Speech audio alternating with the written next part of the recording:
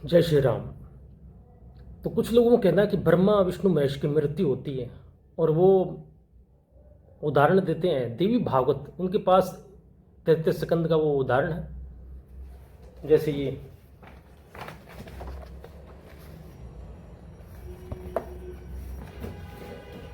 तो पहली बात तो मैं आपको ये बता देता हूँ कि एक पुराण है, ठीक है। एक पुराण को पढ़ने में कितना समय लगता है पता है आपको? अध्ययन में सालों बीत जाते हैं। अब कोई कहते हैं हम तो सार सार लेते हैं। अब ये सार सार तो तभी लिया जाएगा जब किसी ग्रंथ को आप कर्म से वर्षों तक पढ़ोगे, तब आप सार दोगे ना। बीच में से पढ़ के तो आप सार दे नहीं सकते। फिर 17 पुराण कहाँ जाएंगे? उपपुराण कहाँ जाएंगे? अति पुराण कहाँ जाएंगे? तीनों 18-18 हैं। आपने 18 पुराणों का ये जो अति पुराण, उपपुराण और महापुराण, ये तीनों 18-18 वेद व्याजन रचे हैं। तो इनका आप सार यही है सार कि ब्रह्मा विष्णु महेश की मृत्यु होती है, ये सार है? अरे भाई ठीक से पढ़ो, ठीक है। और इस पुराण में तो कृष्ण जी को परब्रह्म भी कहा गया है, वो मानोगे आप? भी देवी भागवत में तो श्री कृष्ण जी को परिपूर्णतम परब्रह्म कहा गया है, उसको मानोगे?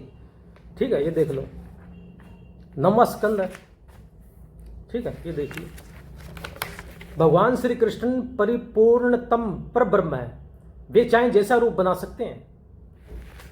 ये देखिए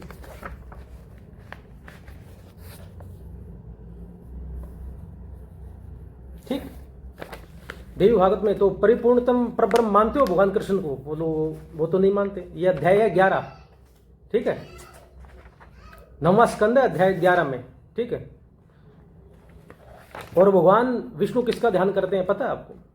ये 6ठा स्कंद है, 444 पेज नंबर है।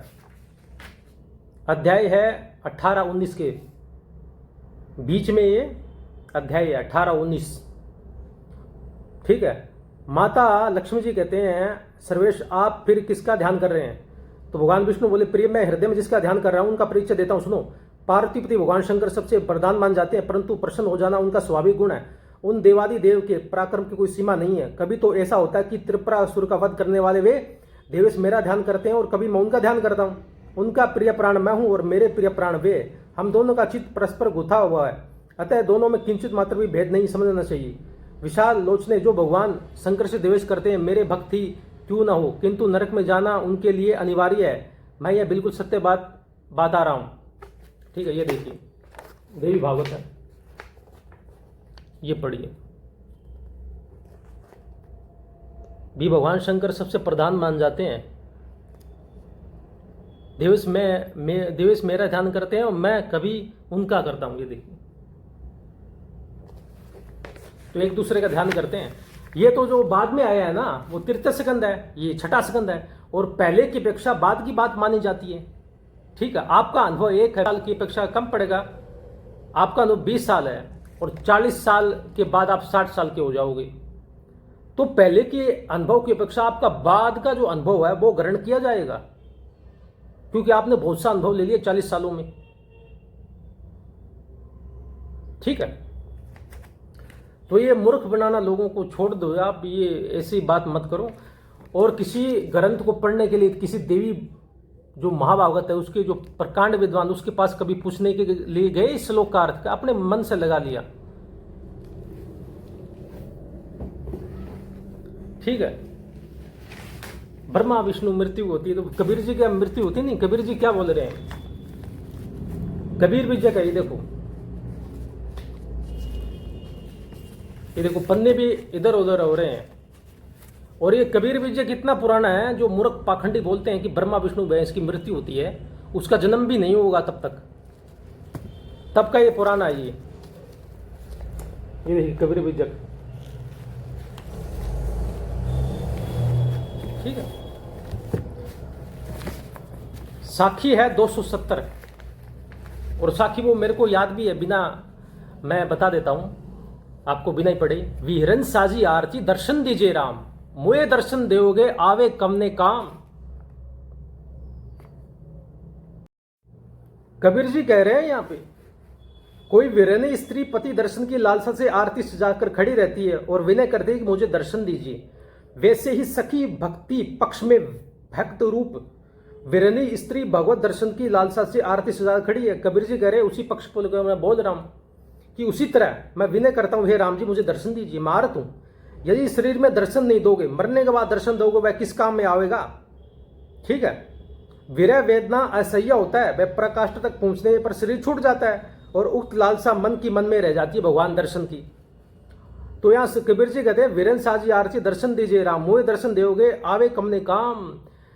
जैसे कोई किसी स्त्री का पति बाहर चला जाए, उसके दर्शन की लालसा लेते हैं, कब आए कब आए कब आए। वैसे कबीर जी कह रहे हैं कि मेरे को भी दर्शन दो, मरने के बाद दर्शन दोगे क्या काम आओगे? मुँहे दर्शन दोगे, मुँहे देखो पोथी पढ़ पढ़ जग मुआ, मुआ मतलब मरना ही होता है ना।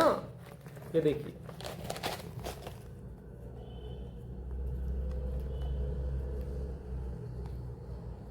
मुँहे दर्शन दोगे, ठीक है। तो यहां पे मुआ मतलब स्वीकार कर रहे हैं कबीर जी कि मेरी भी मृत्यु होती है, ठीक है। कबीर भी जब पढ़ते हुए 1.5 साल हो गए हमको भी। तो मुँहे दर्शन दोगे, कबीर जी एक्सेप्ट कर रहे हैं ना कि मरने के बाद दर्शन दोगे, मेरे क्या काम आएगा। तो ये एक्सेप्ट तो कबीर जी कर रहे हैं कि मेरी भी मृत्यु होती है, मरने से पहले मेरे को दर्शन दे दो। और यहाँ पे एक बात सिद्ध होती है, सगुण ईश्वर उसका अवतार सिद्ध होता है। दर्शन तो किसी परब्रह्म के तो होते नहीं है। भी बताइए मेरे को, आप तो सगुण मानते नहीं हो, निर्गुण मानते हो, तो दर्शन ब्रह्म को होते नहीं, क्योंकि ब्रह्म और जो व्यक्ति उसकी साधना में लगा हुआ वो उसमें एकता मानता है। आत्मा साक्षात्कार कहते हैं ना, होता है। तो जो अनुभव होता है आत्मा का, आत्मा ज्ञात जब हो जाते हैं, अनुभव ज्ञान तत्व ज्ञान हो जाता है, तो उस ज्ञान को, जो अनुभव जो ज्ञान है उसी को साक्षात्कार मान जाता है। कोई अलग से दर्शन नहीं होते। आत्मा को काली है, पीली है, लीली है या कैसी भी है, जो आकार तो कोई उसका रंग नहीं है, लेकिन सगुण भगवान जब दर्शन देते हैं कृष्ण जी, तो उनके स्वरूप का वर्णन आता है। शुभ श्याम वर्ण है, ठीक है, कानों में मकराकृत कुंडल है, ठीक है, और बाल घुंघराले हैं, ऐसा वर्णन आता है। तो इस दर्शन की बात, श्री राम जी की दर्शन की बात कबीर जी कर रहे हैं, और ये कबीर जी ने एक्सेप्ट कर लिया मेरी भी मृत्यु होती है। तो ये बेवकूफ़ बनाना बंद करो लोगों को कि ब्रह्मा विष्णु महेश की मृत्यु होती है। कबीर जी ने तो ऐसा क्या है, कोई बता देता है कबीर जी बोलते हैं, कबीर जी बोला तुम्हारे जो पूर्वजों ने ज्ञान सही नहीं दिया, ऐसा नहीं। तो कबीर जी क्या थे? कबीर का प्रमाण तो कोई आता नहीं है। भविष्य पुराण को आता है, भविष्य पुराण प्रतिसर्ग पर्व चतुर्खंड अध्याय 17, उसको छोड़कर कबीर जी का प्रमाण कहीं नहीं आता। कबीर सागर को हम मानते नहीं हैं, हम तो मानते हैं, हम कबीर बीजक को प्रमाण मानते हैं, क्योंकि कबीर बीजक का इसका वर्णन भक्तमाल में मिलता है, इसी कारण हम इसको मानते नहीं। भक्तमाल में अगर कबीर बीजक का वर्णन नहीं मिलता तो हम इसको भी नहीं मानते। भक्तमाल पढ़ते पढ़ते हमें मिला कबीर जी ने ग्रंथ ये लिखा है। पहली बात तो कबीर जी ने नहीं लिखा, अनुयायियों ने लिखा है। कबीर जी ने तो साफ कहा है कि मैंने कभी स्याही और कलम हाथ में नहीं ली। तो ये कबीर बीजक किसने लिखा? फिर अनुयायियों ने लिखा, एक्सेप्ट करना पड़ेगा। ये भी मैं बता दूंगा किस दिन। तो मुँहे दर्शन दोगे, कबीर जी यहाँ पे साफ साफ बोल रहे हैं। कबीर बीजक है, फिर मैं बता देता हूँ, साखी है 270, ठीक है। मुँहे दर्शन दोगे, कबीर जी एक्सेप्ट करें मेरी भी मृत्यु होती है।